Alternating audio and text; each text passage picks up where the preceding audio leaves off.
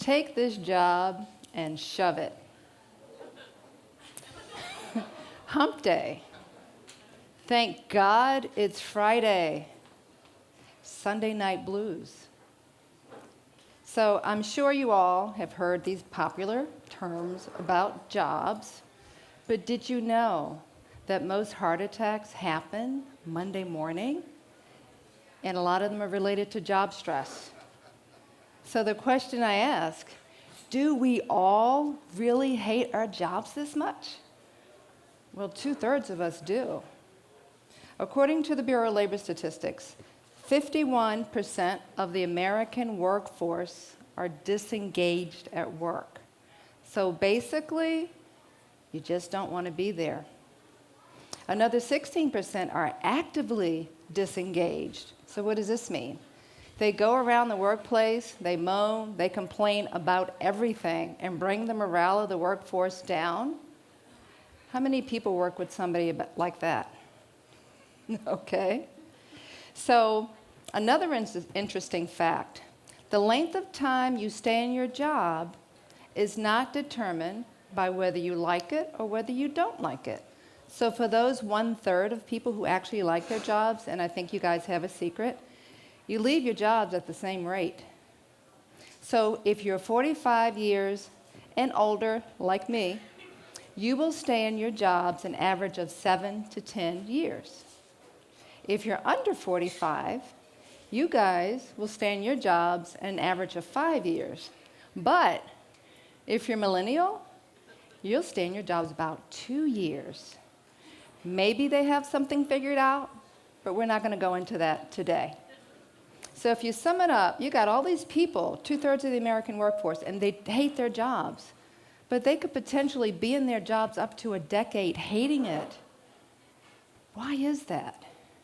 What I'm hearing from some of my job transition clients, the number one reason people don't leave a job they hate is fear. They're afraid that if they make that job jump, the next job might be worse. Another thing that I'm hearing is they don't believe their skills are transferable. So that I really don't get, because if you work for Pepsi, you can work for Coca-Cola, right? The last reason, and this is the saddest reason of all, some of my clients believe they are too old for a company to want them. So my message today is of hope that you can change your job and actually transform your life. I know. I was one of these people. I was in a job for 15 years that I didn't love. And I would still be there today had not a series of events in my life happened, the first of which is a divorce. My ex left and took 2/3 of our household income with him when he left. And if that wasn't bad enough, one month he said to me, I don't have child support this month for our 3 daughters under 5 years old. I didn't know what to do. I mean, it was so tough. I had to make decisions like, gee, do I pay electric this month or do we have heat this month?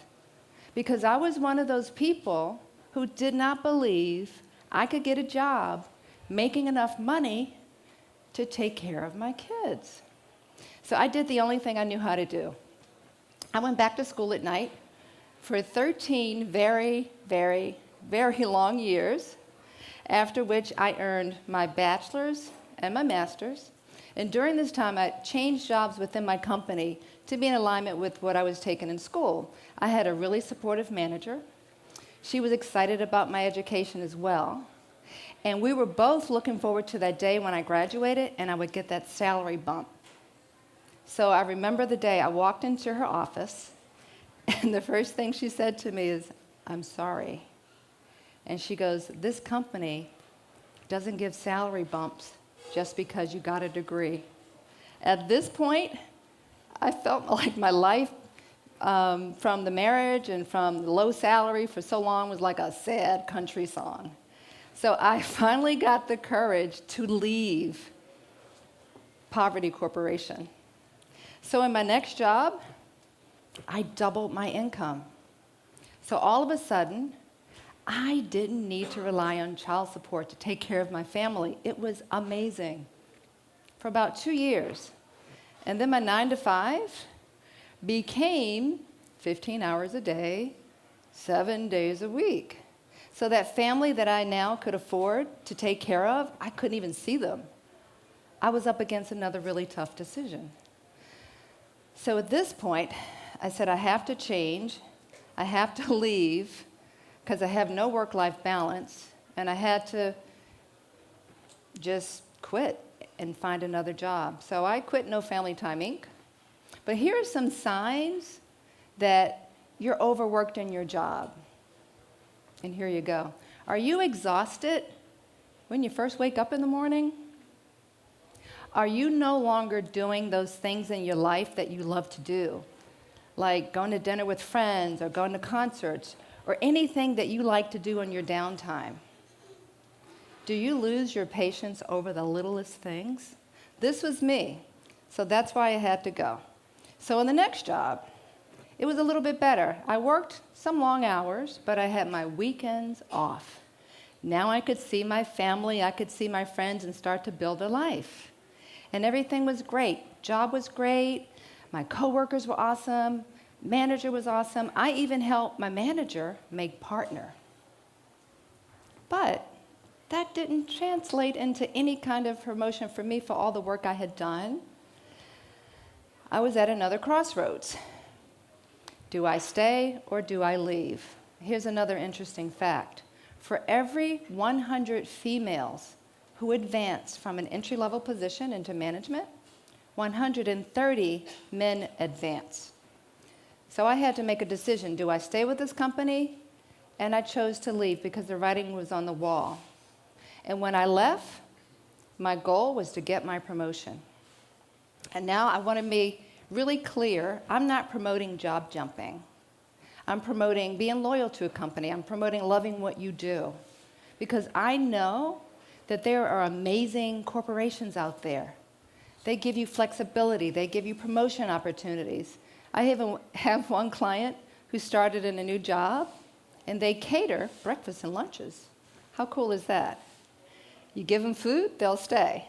But companies are now raising the bar to recruit the brightest and the best. Because actually, from that perspective, it's hard to get good people. So I left. My next job, I got the promotion, I got the office, I got a large team. Life was wonderful. Until I was being asked to do some of the most unethical things that I just could not do. So here I am at another crossroads. It was so stressful that I eventually ended up taking a leave of absence, which was the best thing I could have done at this time. Because after all this hard work, I needed a moment to think.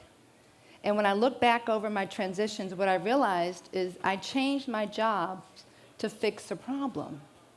I changed my job to stop a pain point. So there's two things that you should do for any relationship. First, know when to get out. Now, I have mastered that one. But you need to know, before you get into a relationship, what is it that you want? The bigger picture. Don't just fix a pain point. So I realized what I needed was a job that loved me, respected me, and valued me. But first, I had to learn how to love, respect, and value myself. So that was a really good lesson. So on my next job, we'll just call this job home. I found a job where I could be myself, I could be comfortable, and I could create my work family. I regained my life.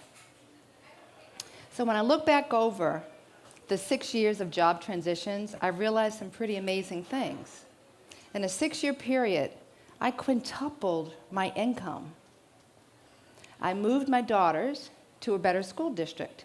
I also supported my daughters, all 3 of them, in getting their college education. I bought my dream house, and I love to host family holiday dinners, and I have a big family, and we all love to get together. So life was good. So I would like to share 3 things with you that may help you move forward and have a successful job change. Number one, face your fear. It's very difficult changing a job. And when you first start a job, you go through that probation period.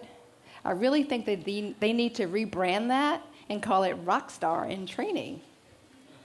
Also, fear, in my book, means false evidence appearing real. So half the things you're worried about in that job change don't even exist. Number two, know your worth.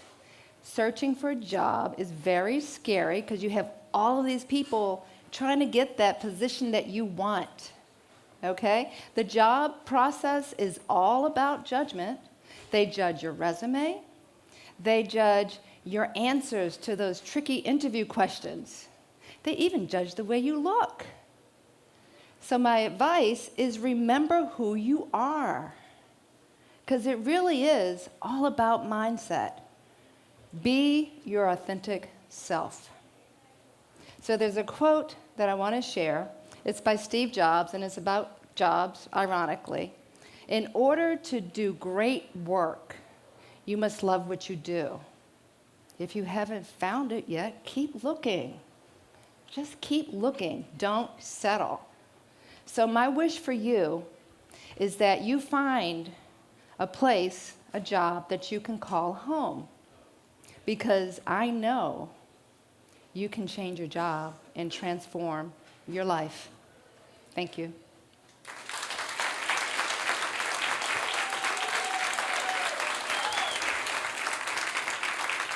Okay. We'll take questions now.